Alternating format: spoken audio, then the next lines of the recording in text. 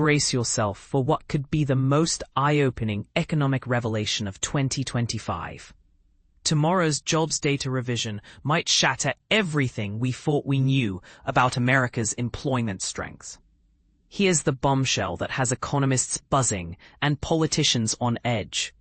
The Bureau of Labor Statistics is preparing to drop what industry insiders are calling a reality check that could expose the true weakness hiding beneath our seemingly robust job market. We're talking about a potential correction so massive it could wipe out nearly 800,000 jobs from the official record books. But here's where it gets controversial. This isn't just about numbers on a spreadsheet. This revision threatens to unravel the narrative that both political parties have been spinning about economic recovery and job creation success. Scheduled for release on September 9th. This preliminary benchmark revision will cover employment data spanning 12 months through March 2025.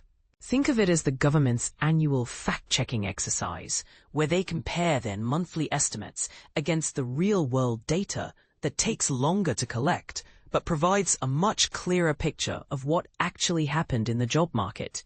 To put this in perspective, for those unfamiliar with how these revisions work, imagine if you were tracking your monthly spending based on quick estimates, then later discovered your actual expenses were significantly higher when you carefully reviewed all your bank statements and receipts. That's essentially what's happening here, but with national employment figures that influence everything from Federal Reserve policy to presidential approval ratings. Bill Adams, the chief economist at Comerica Bank, painted a stark picture in his recent analysis, suggesting the revision could slash employment figures by approximately 775,000 positions. If his prediction proves accurate, this would mean that instead of the previously reported average of 165,000 new jobs per month during 2024, the real figure was closer to a mere 100,000 monthly additions. That's a difference that transforms a seemingly healthy job market into one that's barely keeping pace with population growth. And this is the part most people miss. The timing of this revelation couldn't be more politically charged. The revision period primarily covers the final year of former From June through August, job creation has slowed to a crawl, averaging just 29,000 new positions monthly, a figure that should alarm anyone paying attention to economic indicators. This deceleration isn't happening in a vacuum. It's occurring as businesses grapple with increased tariff costs and increasingly turn to artificial intelligence solutions that reduce their reliance on human workers. For those wondering why these revisions happen in the first place, the explanation reveals both the complexity and limitations of real-time economic reporting. Each month, the BLS conducts surveys of approximately 50,000 employers to gauge hiring trends and produce the closely watched monthly jobs report. However, not all companies respond immediately, and some provide incomplete or preliminary information.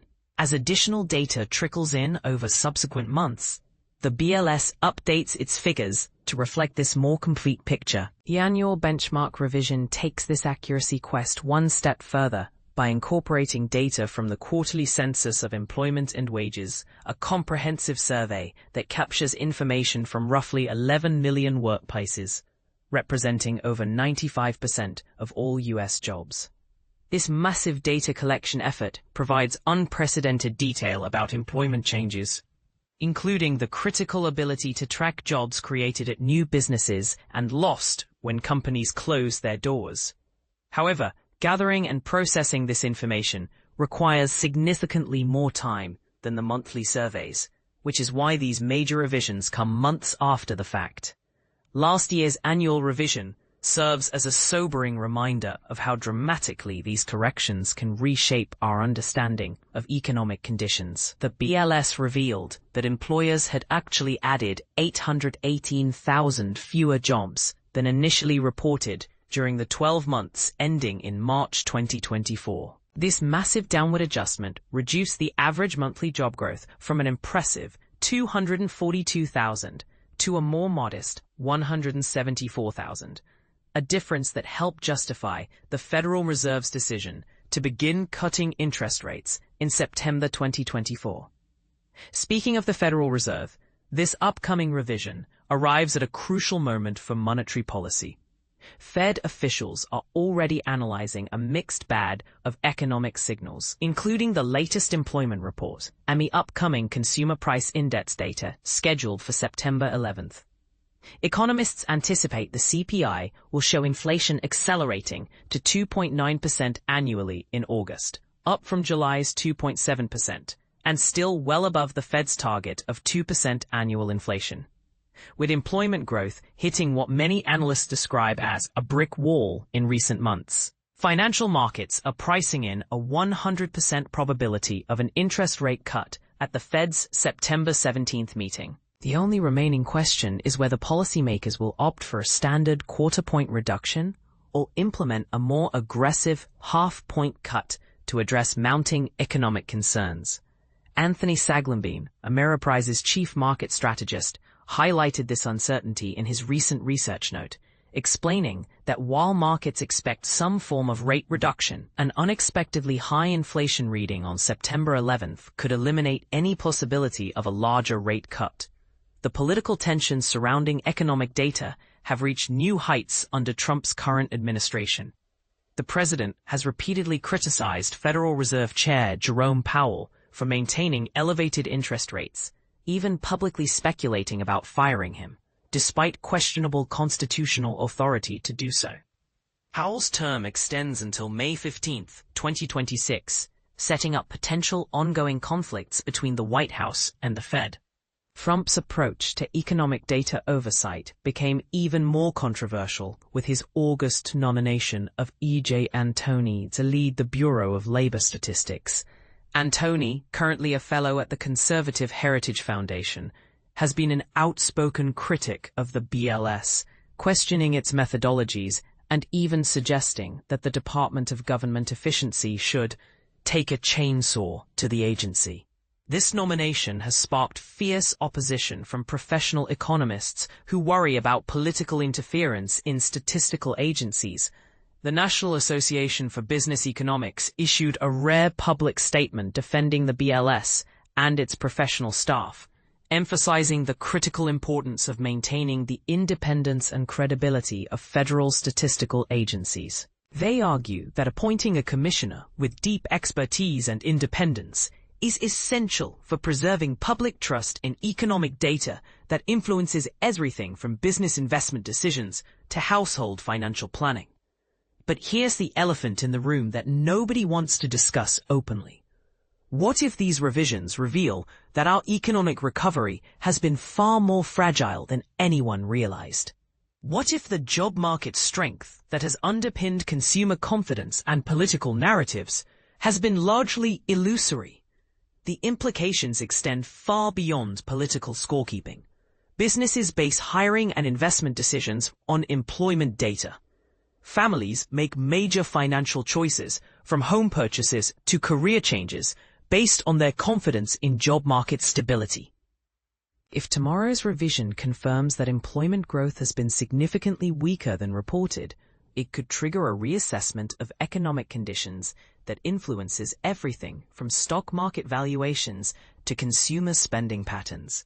Moreover, this situation raises uncomfortable questions about the reliability of real-time economic reporting in an era where markets and policymakers demand immediate information. Are we placing too much emphasis on preliminary data that may require substantial corrections months later? Should the Fed and other institutions adjust their decision-making processes to account for the inherent uncertainty in initial economic reports? The broader context makes this revision even more significant. We're operating in an economic environment where traditional employment relationships are being disrupted by technological advancement, where global supply chains remain fragile, and where fiscal and monetary policies are pulling in different directions. Against this backdrop, accurate employment data becomes even more crucial for understanding where the economy is actually heading, rather than where we hope it might go. As we await tomorrow's revelation, it's worth considering whether this pattern of significant downward revisions represents a systemic issue with how we measure economic performance in real time. Are the monthly jobs reports providing false confidence that gets shattered by subsequent corrections? Or are these revisions simply an inevitable part of the complex process of tracking a dynamic, multi-trillion-dollar economy? The answers to these questions will influence not just tomorrow's headlines, but potentially the trajectory of Federal Reserve policy, political narratives heading into future elections, and public confidence in the institutions responsible for measuring and managing our economic health. So here's what I want to know from you. Do you think these massive jobs revisions indicate fundamental problems with how we track economic data? Or are they simply an unavoidable reality of measuring a complex economy in real time? And more provocatively, if political appointees continue to question and potentially interfere with statistical agencies, can we still trust the economic data that shapes everything from your mortgage rates to your retirement planning? Share your thoughts and let's have an honest conversation about whether we're getting the whole truth about America's economic health.